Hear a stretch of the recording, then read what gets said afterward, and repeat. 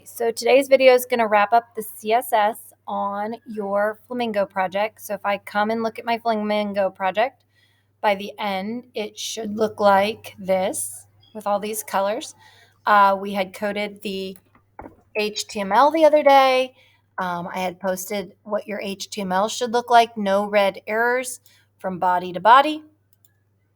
And we're going to work through the CSS today.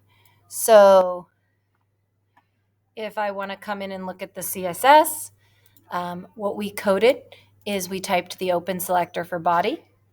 We typed background with the background hex code, making sure we format our CSS correctly so that it is set up with the selector on a line with the open braces, that we have the property, which is the green term, and the value, which is the light blue term, ending with a semicolon at the end.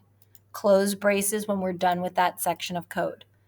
For the image, we're going to create a border that is solid 8 pixels and light pink by using this code right here. Width of the pixel, we're going to change. If you see, you can play around with the width if I want it huge, etc. The pixel size on width will change that.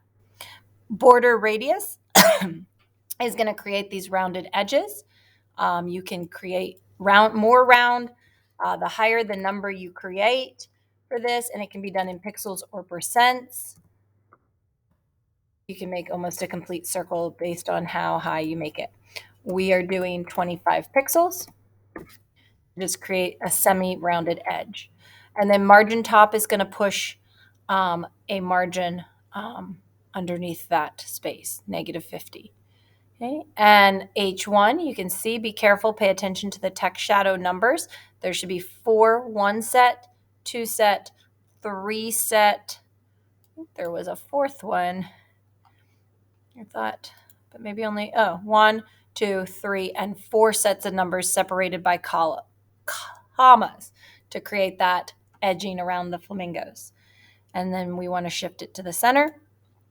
The H2, you should be able to put a font size, a color, and a font family to give it this look.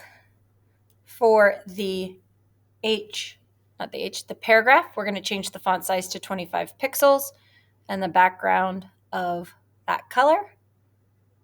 Font size, 30 on the H3. That's this interesting facts. Color, maroon. And the OL, finally, we're going to have a background of the black. This is going to just be in your code. I changed mine to show something in class. This is going to be white. And padding 30, inline grid, dashed 6 pixels, and white for the border. And to turn this assignment in, you're going to come to the slides that you have in the folder. So we're in the Flamingo folder. It is the assignment called Flamingo Assignment. When I open up my document, I have 4 slides. The first slide is going to be my HTML coding. So this image is simply going to be the HTML screen blown up. You can make this, you can even play around if you're nice to Miss Watts. You can chop it and make it bigger for her if you want, but you don't have to. When you come and take the photo, you are taking the photo by moving this screen all the way to the right, dropping it off with a click, and taking the photo by Control- and zooming out to see from the bottom to the top of your website. I must see everything in one photo. And then when I come to the next slide, the CSS, it's the same thing. I've shifted it to the side. Again, you can crop this photo because I don't need that gray text box on the side. So if you wanted to crop it and move that in, you could, but that's not mandatory again. And then you could resize it to be bigger so that I could see it. But from body all the way through the OL1 is the ones that you're doing. Okay. And then finally, the link. This is going to be at the top of my screen.